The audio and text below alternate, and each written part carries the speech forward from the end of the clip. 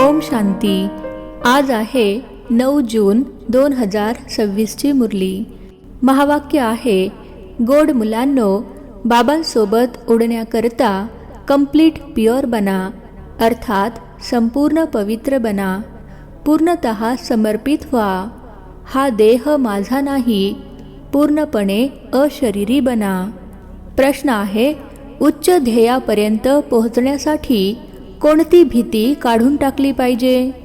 उत्तर आहे, काही मुले मायेच्या वादळांना खूप घाबरतात, म्हणतात बाबा मायेची वादळे खूप हैराण करतात, त्यांना थांबवा। बाबा म्हणतात, मुलांनो, हे तर बॉक्सिंग आहे, त्या बॉक्सिंगमध्ये देखील असे होत नाही की एकीकडूनच वार होत राहील। जर एकाने 10 बुक्के मारले तर दुसरा 5 तरी जरूर मारेल, त्यामुळे तुम्ही घाबरायचे नाही। महावीर बनून विजयी बनायचे आहे, तेव्हाच उच्च ध्येयापर्यंत पोहोचू शकाल। गीत आहे, दर पे आए हे तेरे कसम लेके। ओम शांती। मुलांनी गाणे ऐकले, जरूर गाण्यामध्ये कोणते तरी रहस्य भरलेले आहे, जे रेकॉर्ड खरेदी करून बाबा बसून याचा अर्थ समजावून सांगत आहेत। यालाच म्हटले जाते जिवंतपणी मरून बाबांचे बनणे। पित्याचे बनल्यानंतर टीचरचे बनतात, टीचरचे बनल्यानंतर मेजॉरिटी गुरु करतात। ख्रिश्चन लोकांमध्ये देखील जेव्हा बाळ जन्माला येते तेव्हा त्याला ख्रिश्चनाइज करतात, अर्थात ख्रिस्तीकरण करतात, जाऊन गुरुच्या मांडीवर देतात। मग पाद्री असेल किंवा कोणीही असेल, पाद्री काही क्राइस्ट होत नाही, म्हणतील त्यांच्या नावावर आम्ही ख्रिश्चन बनतो। आता तुम्ही मुले अगोदर बाबांचे बनता, अशरीरी बनता, आपले तन मन धन जे काही आहे ते बाबांना अर्पण करता, जिवंतपणी मरता, अर्थात आपण आत्मे बाबांचे बनतो। हे बुद्धीमध्ये राहिले पाहिजे। ज्या काही माझ्या वस्तू आहेत, माझे शरीर, माझे धन, दौलत, नातेवाईक इत्यादी जे काही आहे सर्वांना विसरून जाता। मेल्यानंतर सर्व काही विसरले जाते ना। किती मोठे ध्येय आहे, मी अशरीरी आत्मा आहे, हे पक्के करायचे आहे। असे नाही की तुम्ही शरीर सोडता आणि मरून जाता, नाही, आत्मा कंप्लीट पवित्र थोडीच बनली आहे। भले बाबांचे बनले आहात, परंतु बाबा म्हणतात तुमची आत्मा अपवित्र आहे, आत्म्याचे पंख तुटलेले आहेत, आता आत्मा उडू शकणार नाही। तमोप्रधान असल्या कारणाने एकही मनुष्य परत घरी जाऊ शकत नाही। मायेने एकदम पंख तोडून टाकले आहेत। बाबांनी समजावून सांगितले आहे, आत्मा सर्वात जास्त तीव्र गतीने जाते, तिच्यापेक्षा वेगवान दुसरी कोणतीच वस्तू नाही। आत्म्यापेक्षा तीव्र गतीने कोणीही पोहोचू शकत नाही। अखेरीला मच्छरांसदृश्य सर्व आत्मे पळत जातात। कुठे जातात? खूप दूर दूर, सूर्यचंद्राच्याही पार पलीकडे। तिथून मग परत यायचे नाहीये। त्यांचे रॉकेट इत्यादी तर जाऊन मग परत येते, सूर्यापर्यंत पोहोचू शकत नाहीत। तुम्हाला तर त्याही पेक्षा खूप दूर जायचे आहे। सूक्ष्म वतनच्याही वर मूल वतनमध्ये जायचे आहे। आत्म्याला पंख मिळतात, हिशोब चुकता करून आत्मा पवित्र बनते। कयामतच्या वेळेची, अर्थात महाविनाशाच्या काळाची खूप महिमा लिहिलेली आहे। सर्व आत्म्यांना हिशोब चुकता करून जायचे आहे। आता तर सर्व आत्मे अस्वच्छ पाप आत्मा आहेत। भले मोठे गुरु, साधू, संन्यासी इत्यादी आहेत, समजतात आपण गुरु आहोत। अहम ब्रह्मास्मी, अहम ब्रह्मोहम, आम्ही ब्रह्ममध्ये पोहोचलो आहोत। आता बसले तर आहेत इथे, आणि मग ब्रह्ममध्ये कसे काय पोहोचलेले आहेत? आता तुम्ही जाणता, आपण आत्मे ब्रह्ममध्ये राहणारे आहोत। परंतु आता तिथे कोणीही जाऊ शकत नाही. सर्व आत्मे इथेच पुनर्जन्म घेतात. हा बेहदचा ड्रामा आहे. सर्व ॲक्टर्सना पार्ट बजावण्याकरता तिथून जरूर यायचे आहे.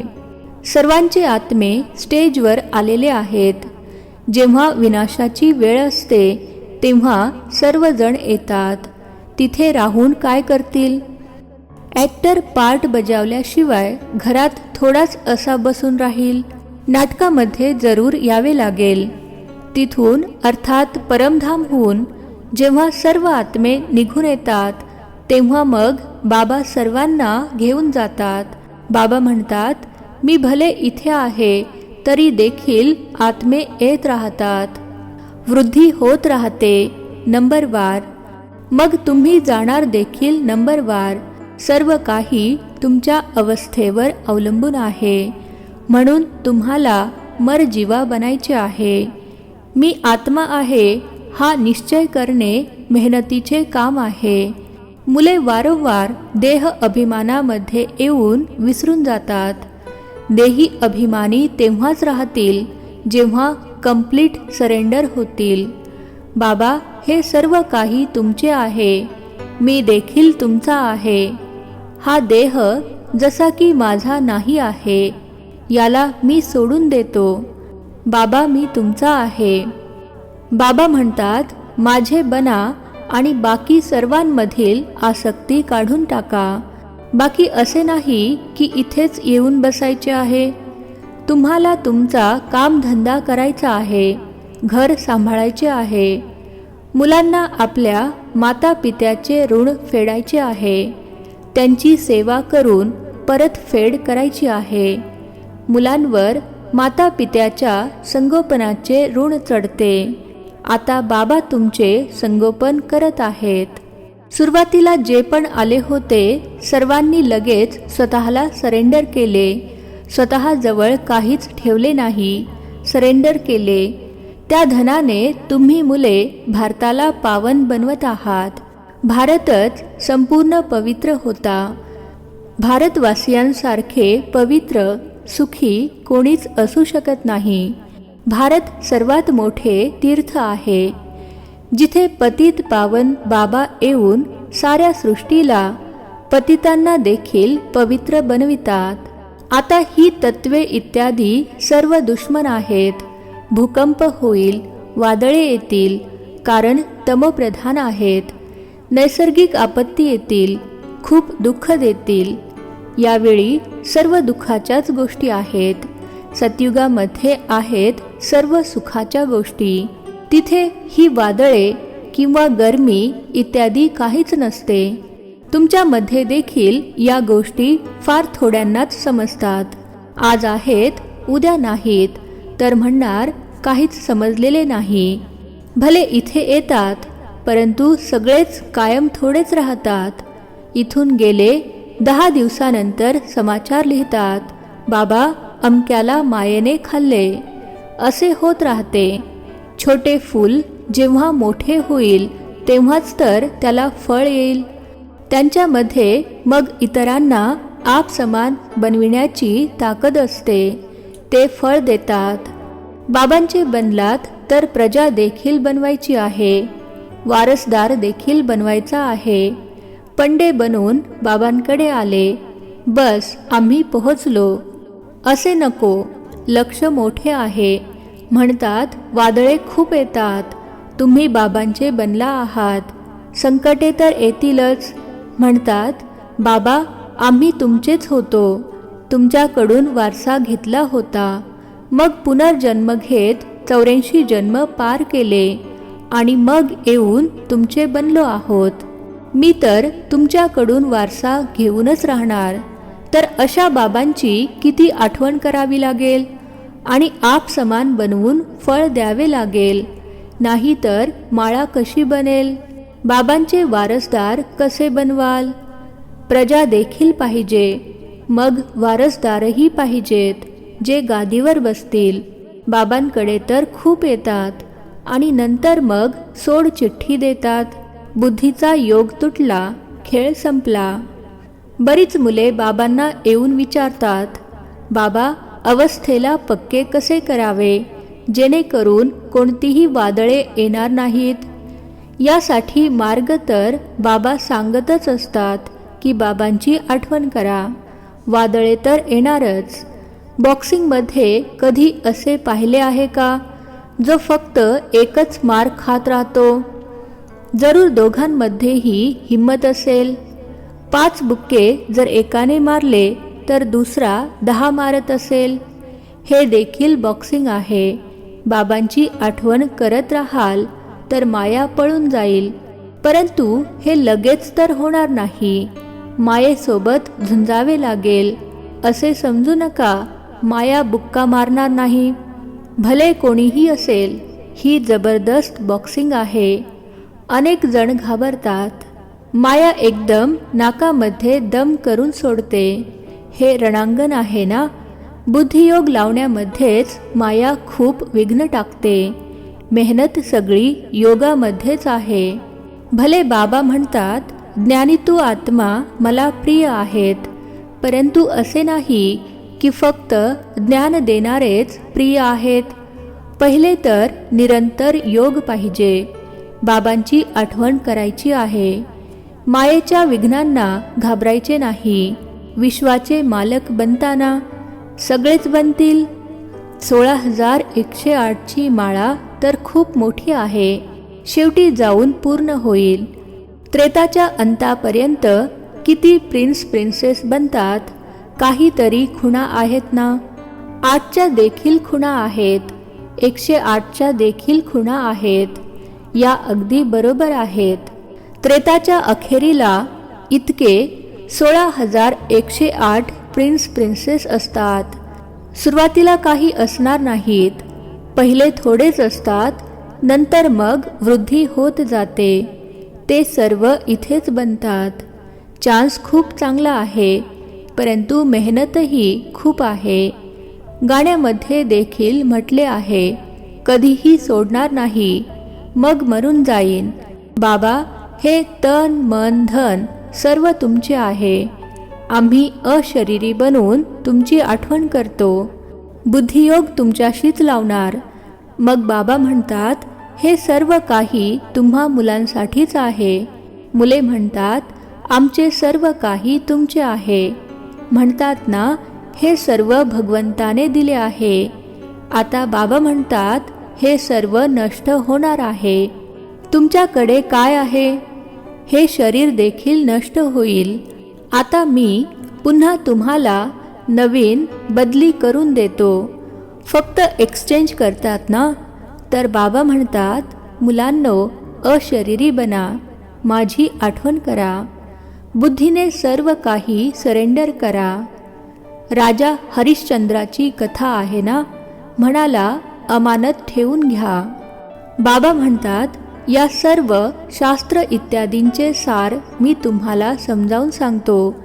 मीच तुम्हाला ब्रह्मामुखाद्वारे राजा राणी बनविले होते. आता पुन्हा बनवत आहे.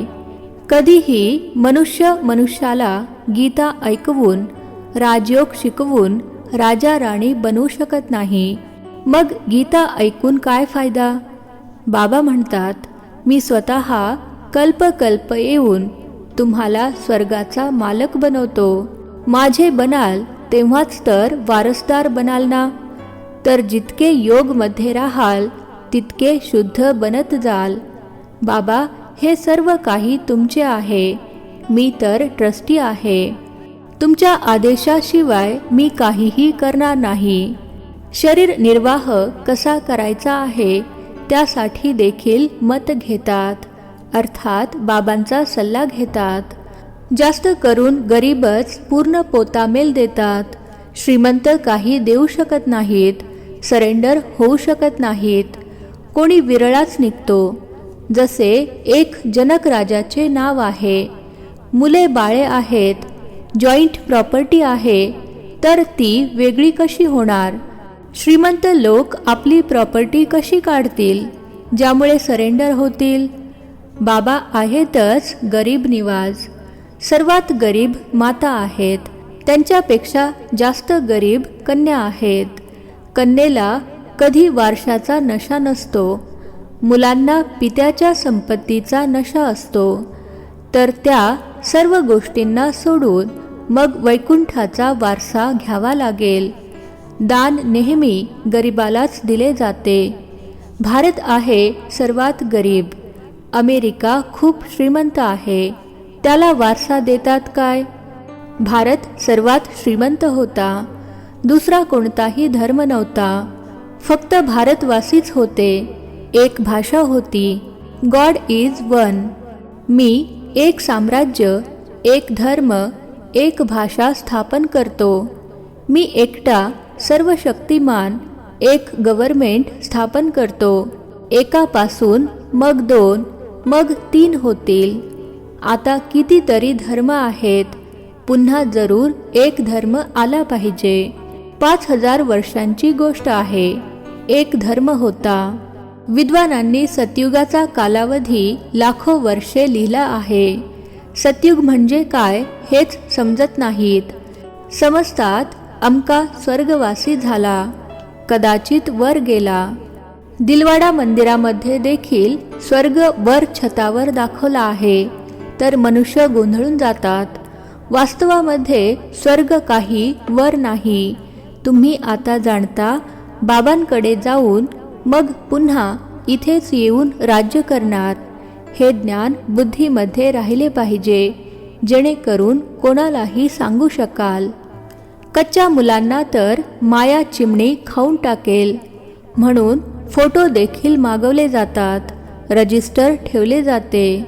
बाबांकडे समाचार येतात, अमक्याने एकच असा ज्ञानाचा तीर मारला जो मी बाबांचा बनलो. शास्त्रांमध्ये देखील लिहिलेले आहे, कुमारींद्वारा बाण मारले. अरे, बाबांना का विसरले आहात? याला ज्ञान बाण म्हटले जाते. फक्त बाबांची आठवण करून द्यायची आहे. बाकी कोणत्या हिंसक बाणाची गोष्ट नाही आहे. बाबा म्हणतात, मी ब्रह्ममुखाद्वारे सर्व शास्त्रांचे रहस्य तुम्हाला समजावून सांगत आहे. ब्रह्मा तर जरूर इथेच असले पाहिजेत. त्यांनी मग विष्णूच्या नाभी कमळातून ब्रह्मा दाखविला आहे. ठाऊक तर काहीच नाही. मनुष्यांनी तर जे आले ते लिहिले आहे. घाण अर्थात विकार तर खूप आहे. रिद्धी सिद्धीवाले देखील पुष्कळ झाले आहेत. सत्य जेव्हा बाहेर पडते तेव्हा खोटे लोक त्याला विरोध करतात. आता तुम्ही समजता की शिवबाबा आहेत निराकार आणि हे ब्रह्मा आहेत साकार. बाकी नाभी इत्यादीची तर काही गोष्टच नाही आहे. अच्छा, गोड गोड खूप खूप वर्षानंतर भेटलेल्या मुलांप्रती मातपिता बापदादांची प्रेमपूर्वक आठवण आणि सुप्रभात. आत्मिक पित्याचा आत्मिक मुलांना नमस्ते. आम्हा आत्मिक मुलांचा आत्मिक पित्याला नमस्ते. धारणेसाठी मुख्य सारांश. पहिला पॉइंट आहे, आता ज्ञानी तू आत्मा बनायचे आहे. केवळ ज्ञान ऐकणारा आणि ऐकविणारा नाही. आठवणीची मेहनत करायची आहे. अशरीरी होऊन अशरीरी बाबांची आठवण करायची आहे. दुसरा पॉइंट आहे, बाबांचे बनून इतर सर्व गोष्टींमधून आसक्ती काढून टाकायची आहे. हा देह सुद्धा माझा नाही. पूर्णतः देही अभिमानी बनून कंप्लीट सरेंडर अर्थात संपूर्ण समर्पण व्हायचे आहे. वरदान आहे, मास्टर ऑलमायटी अथॉरिटीच्या सीटवर सेट राहणारे सहज आणि सदा कर्मयोगी भव. मास्टर ऑलमायटी अथॉरिटीच्या सीटवर सेट राहणारे सहज आणि सदा कर्मयोगी भव. विश्लेषण आहे, ज्याप्रमाणे एखाद्या मशीनला सेट केले जाते, तर एकदा सेट केल्याने मग ते मशीन ऑटोमॅटिक चालत राहते. तर अशाच प्रकारे मास्टर ऑलमायटी अथॉरिटीच्या स्टेजवर स्वतःला एकदाच सेट करा, म्हणजे मग कधीही कमजोरीचे शब्द निघणार नाहीत. प्रत्येक संकल्प, शब्द किंवा कर्म त्याच सेटिंगप्रमाणे ऑटोमॅटिक चालत राहतील. हीच सेटिंग सहज आणि कायमसाठी कर्मयोगी निरंतर निर्विकल्प समाधीमध्ये राहणारा सहज योगी बनवेल. स्लोगन आहे, मी च्या ऐवजी बाबा बाबा म्हणणे हाच आठवणीचा पुरावा आहे. मी च्या ऐवजी बाबा बाबा म्हणणे हाच आठवणीचा पुरावा आहे. हे अव्यक्त इशारे सदैव हर्षित राहण्याकरिता आपल्या नेचरला अर्थात स्वभावाला सरळ बनवा, सहनशील बना. जे सहनशील आहेत तेच ड्रामाच्या ढालीवर टिकून राहू शकतात आणि हर्षित राहू शकतात. सहनशीलता नसेल तर ड्रामाच्या ढालीला पकडणे देखील अवघड आहे. यावेळी जे काही कर्म करता त्यामध्ये करण करावन हारची स्मृती सदैव राहावी. करविणारे बाबा आहेत, करणारा मी निमित्त आहे. जर ही स्मृती ठेवून कर्म कराल तर अनुभव होईल की आपण साक्षी होऊन पाठ बजावत आहोत. अच्छा, ओम शांती. नवनवीन मराठी व्हिडिओज प्राप्त करण्यासाठी सबस्क्राईब करा मराठी गॉडलीवूड चॅनलला.